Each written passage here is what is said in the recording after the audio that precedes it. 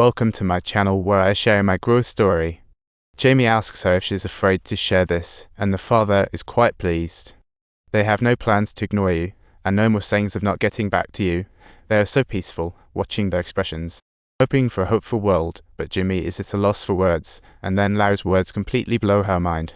She tells about a girl named Laura, so proud that people would back off, always being the goddess, but then she took a tumble. One careless move, and suddenly her neck gets broken, and precisely on that day she was sent underground. The one who took action was the adult Larry, but how she dealt with the aftermath, well, that remains a mystery. Larry starts probing into Jimmy's childhood, recalling the female agent's advice: you've got to evoke sympathy to bridge the gap. So Jimmy tells her tragic tale. Larry can't bear to look. Then she turns, feigning sorrow. Subtitles. Larry continues to press her, inquiring, have you never considered taking action against them? What would happen to you if someone literally puts their face right in front of you? You'd be left dumbfounded. In mere seconds, nothing much could be done. Jimmy says, not every hate needs a death sentence, but Larry replies, they always bully me, Dade. You know those girls. Girls? I'm just joking about girls. Just then, the bell signaling the return to the cells rings, ending their chat. Jimmy feels she's inching closer to the truth, certain that Larry is the mastermind behind the serial case. Not long after, someone visits. She says that the cops have been knocking on her door recently, looking for evidence to pin a crime on her. Hearing this, Larry realizes freedom is just around the corner, but as for what this weirdo is plotting, only she knows. A man chooses to serve 10 years in a death row prison for fair play, but that day she realizes the inmates have an intense dislike for her. Jimmy suspects this is all a plot by the guards. Her father revealed her identity earlier, and the guards are demanding $100,000 in hush money, but Jimmy hasn't coughed it up. So, she heads to meet her psychologist, but upon arrival at the infirmary, she finds her contact is on vacation, leaving her feeling jittery. With her identity compromised, her life might be in danger. As she listens to the doctor's questions, Jimmy feels she's testing her true identity. This made her extra cautious, but suddenly the doctor pivots, asking if she poses a threat to a fellow inmate's mental health, triggering a thought of Larry. Could it be Larry saw through her identity? Thus she spent the night in a panic. Next morning, pretending to be calm, Jimmy sits beside Larry and realizes through conversation that Larry has figured out her identity. Larry opens up, talking about her family, where the older generation married young, and her great-grandmother had her grandmother at 40. They chat about plenty. Suddenly, Jimmy changes the subject, asking about the youngest girlfriend Larry ever had. Larry's expression changes instantly, alert. Jimmy answers Larry's question first. Just as it's her turn, Eugene appears, needing Larry for plumbing, leaving Jimmy helpless. She thinks it's odd. Every time she asks a question, Larry knows how to deflect it, making her wonder if Larry's playing dumb.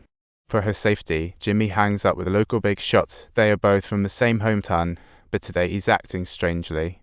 He asks how she's planning to smuggle in flyer to sell, and Jimmy casually mentions she had the idea, but the flyer hasn't come through yet. The big shot advises her to drop this idea, or else he won't be so nice, then gives Eugene, who's not far away, a knowing nod. It turns out this is all Eugene's doing. Looks like if she doesn't cough up $100,000, things won't improve. Faced with such peril, Jimmy desperately wants to escape, reaching out to the female agent for help. However, her accounts are completely frozen, meaning she's totally cut off from the outside world.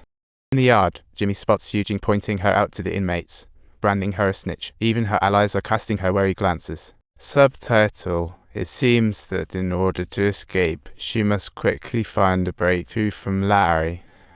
But Larry has no idea that Jimmy is being targeted. The two of them continue chatting there.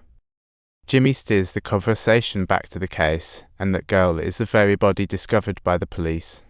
Larry said that she had encountered her on the road and gave her a ride since they both shared a passion for cycling, and initially their conversation flowed exceptionally well. However, later, things turned sour. Larry claimed she took her to a secluded spot. But that girl was truly a bad egg. After waking, she scratched Larry, forcing Larry to cover her with a cloth again. While Larry dealt with the girl's nail clippings, she discovered lots of her own flesh. It felt like a surreal dream. Listening to her casually recount the incident, Jimmy can only force a smile. She shows up at the car repair shop Larry mentioned, sharing a photo with the owner. The owner recognizes her, calls her out harmless at first, but always trouble. She caused trouble for the owner's daughter, which resulted in her being kicked out. The daughter reveals that the women in the area despise Larry, as her private conversations are rather off-putting. Eventually, Larry fixated on her, often showering her with gifts. The agent asks to see the gifts, to which the girl replies she tossed them ages ago, that there's one she kept, and when they get to the storage, they spot the very bike there, leaving the agent stunned.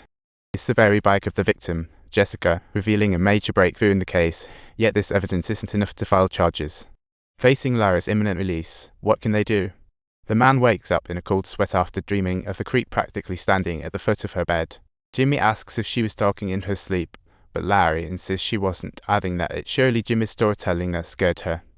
Jimmy is stunned. It's like Larry's denying her claims, making all of her hard work feel in vain.